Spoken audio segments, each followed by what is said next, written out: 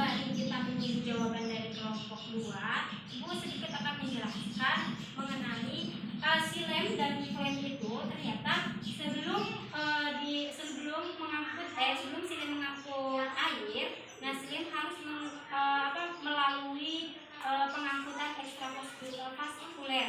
Nah, ekstravaskuler ini, proses ini terjadi di mana berkas pembuluh itu di mana air akan masuk melalui sel epidermis. Nah, akar harus bergerak di antara sel-sel korteks dan melalui endodermis sehingga untuk memasuki selindir pusat. Nah, pengangkutan ekstravaskuler ini terbagi menjadi 2 bagian. Yang pertama, simplas dan apoplas.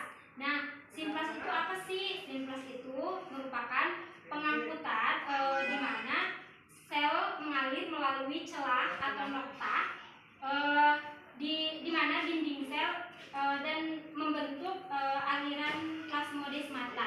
Sedangkan untuk apoplas itu air mengalir melalui ruang-ruang antar sel. Nah, contohnya dilihat dari gambar ini. Bentar ya. Nah, tadi kan sudah Ibu jelaskan bahwa untuk bagian yang simplas itu yang di sini digambarkan dengan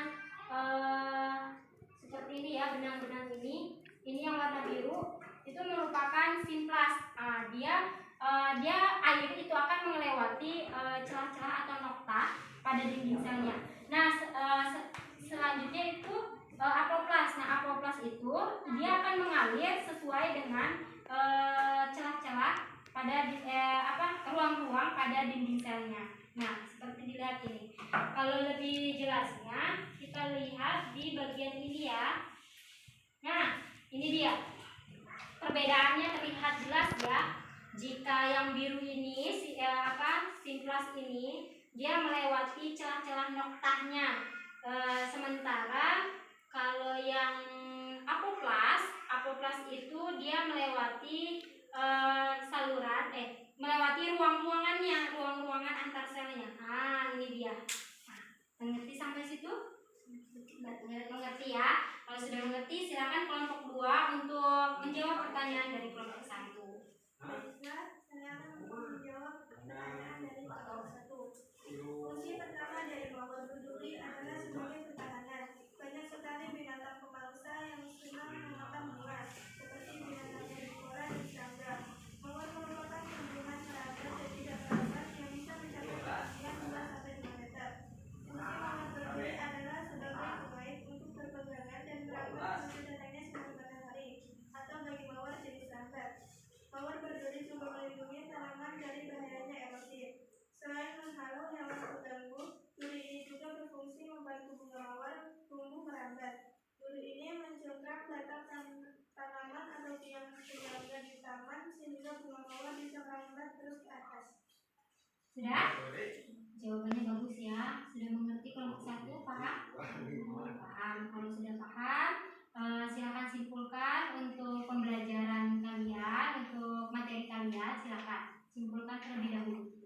Baiklah, kelompok saya akan menyimpulkan tentang jaringan permanen. Ya. Jaringan permanen berdasarkan fungsinya dibedakan menjadi 4 macam, yaitu jaringan pelindung atau epidermis, jaringan dasar atau parenkim, jaringan penopang atau penguat, dan jaringan pengakur atau vaskular. Bagus. Tepuk tangan untuk kelompok 2. Bagus ya. Presentasinya sama dengan kelompok sebelumnya itu bagus.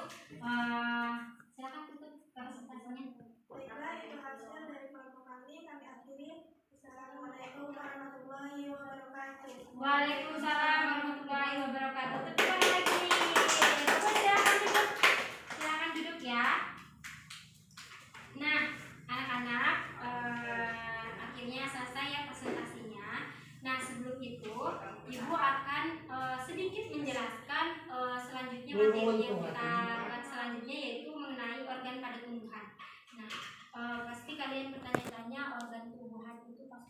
akar, ada apa lagi? Batang, kemudian daun, kemudian bunga dan sebagainya ya. Nah, perlu kalian ketahui pada organ tumbuhan itu sebenarnya terbagi menjadi dua bagian. Yang pertama itu organ vegetatif. Nah, organ vegetatif itu digunakan untuk pertumbuhan pada tumbuhan. Nah, sedangkan organ generatif itu digunakan untuk perkembangbiakan pada tumbuhan. Nah, apa namanya itu?